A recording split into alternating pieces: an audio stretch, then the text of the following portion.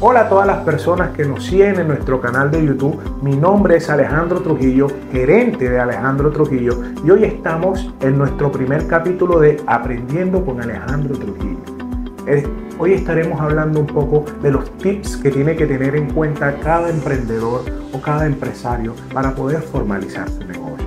Si tú eres un empresario o eres un joven o adulto que de pronto tienes un sueño en tu corazón y quieres romper el esquema de dejar de ser un empleado y comenzar a formalizar tu negocio, es importante que tengas en cuenta algunos factores. El primero de esto es con cuánto recurso económico necesitas.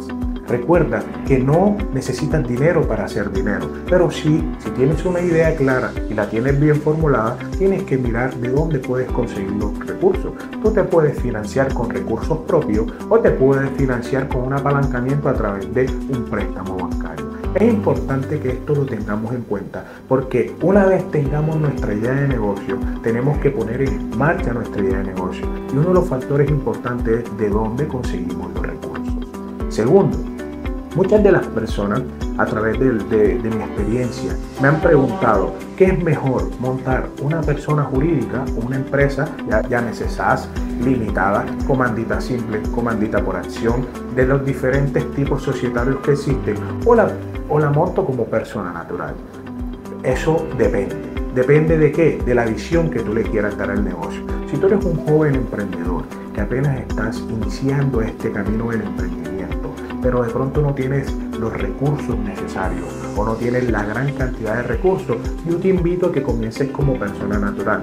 ¿Por qué? Porque las personas naturales te legalizas ante la Cámara de Comercio, pero tienes un beneficio y es que no tienes que pagar IVA, no tienes que generar retención en la fuente, no tienes que pagar una serie de impuestos que al principio, cuando estamos montando un negocio, eso siempre tiende a ser un obstáculo para el adecuado desarrollo de nuestro emprendimiento. También, si eres una persona jurídica, tienes más formalidad. La antigüedad es importante para el sector financiero porque los bancos comienzan a prestarle a las personas después de 2 años. Pero sabes que si tu actividad es gravada con IVA, tendrías que generar impuestos sobre las ventas. O si tienes un restaurante, tendrías que generar impuestos al consumo. Muchas personas dicen que el IVA lo paga el cliente, y es cierto en teoría, pero el IVA es un tema financiero que afecta muchas veces el bolsillo de todas las personas que estamos emprendiendo. Segundo, tienes que tener en cuenta qué tipo de contrato le vas a hacer a las personas. Si tú vas a montar un negocio, pero no tienes los recursos, no has comenzado a vender, pero tampoco tienes el capital para sostener tu empresa por lo menos 6 meses, con los costos fijos que son arriendo, servicios públicos, si es un restaurante, o tienes que comprar insumos, el inventario, más las personas, es importante que entiendas o aprendas que existen diferentes tipos de contratos. Tenemos los que son los contratos fijos, los contratos indefinidos, los contratos por obra o labor y los contratos ocasionales o transitorios. Los contratos fijos tienen unas características que tú los puedes prorrogar hasta 3 veces por un año, y posteriormente si lo vas haciendo anualmente. Esto te sirve para determinar el desempeño de una persona. Si es un contrato indefinido, recuerda que cuando tú terminas un contrato de trabajo, deberías, en teoría, pasarle una carta a la persona 30 días de anticipación para poder terminar ese contrato de trabajo. Y si es un contrato por obra o labor, tienes que especificar técnicamente en el contrato cuál es la obra o labor contratada. Este contrato se maneja mucho para los docentes universitarios o para las personas que trabajan en construcción. Una vez termina el semestre o una vez termina su labor contratada, enseguida se acaba el contrato. Tenemos el contrato ocasional o transitorio, que es por menos de 30 días. Esto lo manejan más que todos los restaurantes cuando contratan a los meseros, cuando contratan los barman, que ellos los rotan periódicamente y no tendrían que pagarle prestaciones sociales. También tenemos el contrato de prestación de servicios, el cual es el más común y el más utilizado, porque este contrato no solo no pagan las prestaciones sociales, que serían las primas, las vacaciones, las cesantías, el interés de cesantía, entendiendo vacaciones que se incluye de prestación social, pero no es una prestación social como tal, porque las vacaciones no es adicional al salario. El concepto de prestación social es que es adicional al salario. Tú le pagas su salario más las primas, les pagas su salario más lo consignan las cesantías en el fondo, les pagas su salario más el interés de cesantía. Estos tienen un periodo. Las primas se pagan en junio y se pagan en diciembre. Las cesantías se consignan en el fondo. Ojo con esto, no se pagan al trabajador, se consignan en el fondo más tardar el 20 de febrero. El interés de cesantía tienes que pagárselo al trabajador más tardar el 15 de enero. Esto es importante que tú lo tengas en cuenta para que te puedas organizar y planear financieramente. Ya llevamos 2 tips importantes. 1. ¿De dónde saco los recursos? 2. ¿Qué tipo de contrato le voy a hacer a mis trabajadores? Y 3. Súper importante, ¿cuáles van a ser mis clientes? En teoría, este 3 debería ser el 0, porque tú antes de comenzar a montar un negocio, primero tienes que identificar el cliente, pero lo vamos dando en orden de importancia al momento de constituir un negocio. Siempre tienes que tener en cuenta cuál es tu nicho de mercado, cuáles van a ser tus clientes. Si tú tienes un restaurante, tú tienes que determinar si tus clientes son personas de estrato 1 o 3 o de estrato 4 a 6. Si de pronto tienes una empresa de asesoría, tienes que mirar, te vas a enfocar a las empresas sólidas, grandes que están constituidas o a los jóvenes empresarios. Entonces, siempre es importante que tú determines cuál va a ser el enfoque de tu negocio y cuáles son las personas que van a contratar tu servicio o las personas que van a consumir tu producto. Lo cuarto que tienes que tener en cuenta es quiénes son tu competencia. Es importante que tengas en cuenta contra quién estás luchando.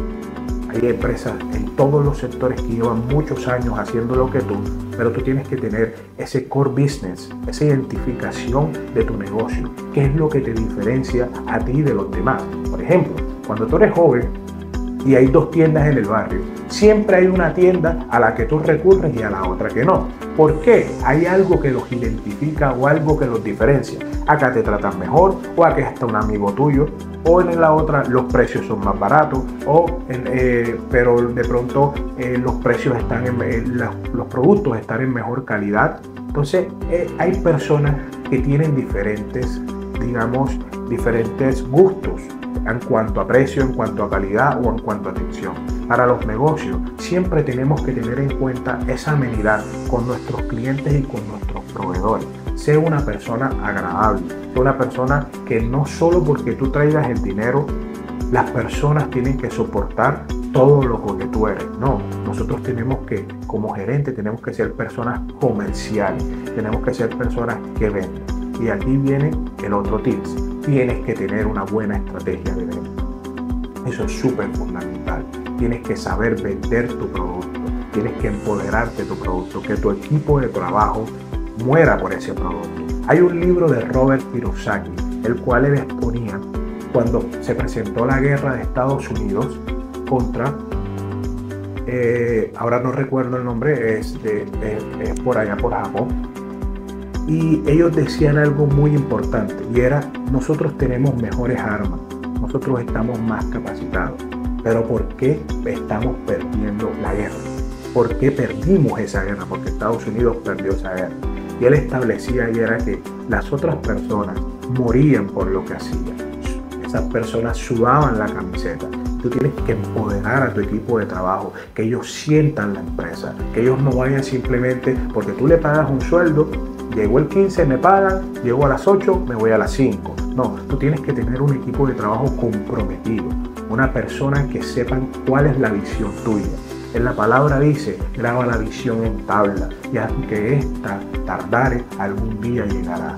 Graba la visión en tabla, ten una meta clara, ten una visión hacia dónde quieres llegar, porque recuerda que tú eres la cabeza del negocio, tú eres el que llevas el barco, pero si tú no sabes a dónde vas, mucho menos las personas que están contigo van a saber hacia dónde va ese barco. Entonces es importante que tú al momento de emprender tengas claro cada uno de estos aspectos, y si todavía no lo has hecho por temor o por X circunstancias, Estos tips son muy importantes para que los tengas en cuenta. En su defecto, si ya tú tienes tu negocio constituido, pero no tienes claro algunos de los aspectos que yo te digo, dentro de los próximos canales, los próximos episodios, estaremos trayendo personas específicamente en temas de contrato, en temas de constitución de empresa, para que ellos te hablen a profundidad cada uno de estos temas que son importantes para que tú tengas en cuenta este trabajo.